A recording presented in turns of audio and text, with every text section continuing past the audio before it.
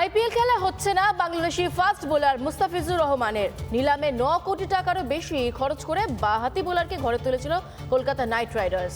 কেকেআরকে বিকল্প বাঁচতে বলেছে এবার বিসিসিআই। বাংলার ক্রিকেটারদের দেখতে পায় না কেকেআর। কোটি কোটি টাকা খরচ করে বাংলাদেশি ক্রিকেটার কিনে লাফালাফি করে। কি জবাব দেবেন শাহরুখ খান, ভেঙ্কি মাইসোর?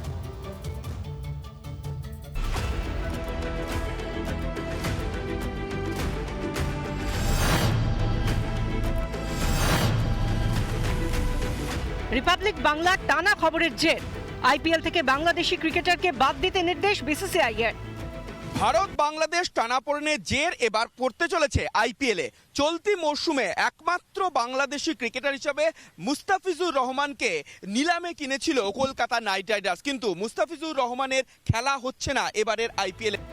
বাংলাদেশে হিন্দু নিধন প্রতিবাদে গর্জে উঠেছে বাংলা। কলকাতায় রক্তাক্ত হয়ে বাংলাদেশ হাইকমিশনের সামনে প্রতিবাদ থেকে সরে আসেনি প্রতিবাদী সনাতনীরা। দেশ জুড়ে প্রতিবাদে সরব হয়েছেন সনাতনীরা। তারপরই যেন জেগে উঠল বিসিসিআই।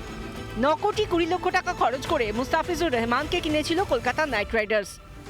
মুস্তাফিজুরকে নিয়ে ভারতীয় ক্রিকেট বোর্ডের সিদ্ধান্তকে স্বাগত প্রাক্তন ক্রিকেটারদের।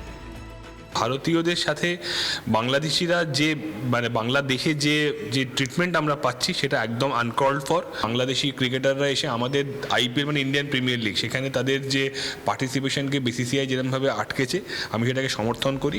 হিন্দু নিধনের প্রতিবাদে এককাট্টা হয়েছে সনাতনীরা, সরব হয়েছে বিরোধীরাও।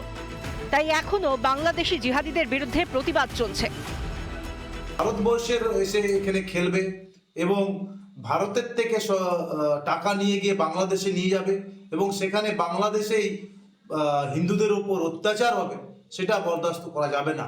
তাই বিসিসিআইকে অনুরোধ করেছিলাম সংবাদ মাধ্যমের মাধ্যম দিয়ে, আপনাদের চ্যানেলের মাধ্যম দিয়ে, আজকে বিসিসিআই সে ঘোষণা করেছে।